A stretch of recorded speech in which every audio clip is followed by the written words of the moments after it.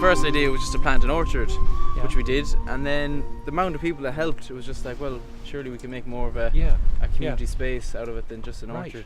Yeah. I grew up on an organic farm and I want to grow food to feed people on the Friday evenings and all that. As you see, there's not a big growing area, so we ended up getting the loan of an acre down at my house. So that's where we grow all the veg there. Oh right, so you've got somewhere else for it. Yeah, and then we'd bring it up here and we'd put it on the table at the gate as for donation and have a big cook up with all the food.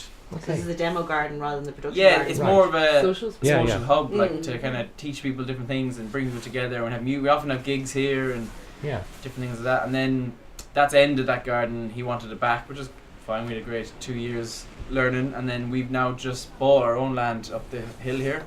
So that's where the real growing is going to be from now on. And how much land have you got there? 17 acres. Oh wow, so you've gone from what? This is half an acre. That was 1 acre, and now it's 17 acres. Right.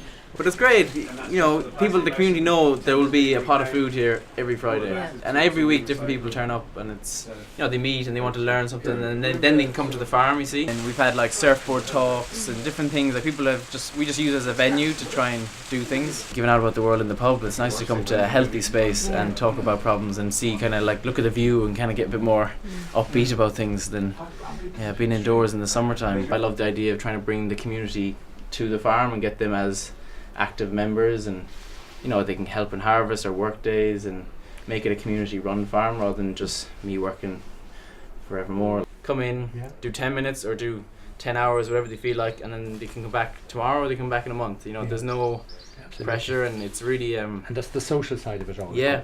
And I've never met a person that's come to the farm and not liked it, you know. The only hard thing is actually getting them there. The moment they're there, they love it. The idea that it'll be a viable farm, otherwise it'll never encourage anyone to get into farming. If it all goes to plan, you know, we could have 60, 70, 80 members maybe. You know, that's a guaranteed amount of money. Like, it's the commitment that you have from their community, that if they're supporting your farm, you don't feel the stress that you have to get this veg sold this week.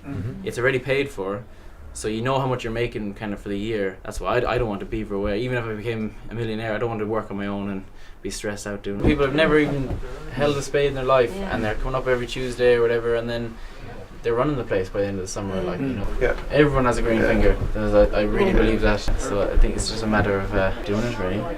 When I moved down here, I lived here for quite a while, and I got to know the neighbours, and that's what it's about to me. It's I want to provide something to my community, and this is my community now, and you know, there could be better land around the corner, but that's not where I've been, and it might make more practical sense, but it's not just about money or anything. Like, every community needs farms. If you didn't grow up on a farm and you're growing up now, do people look at the land as a way of life?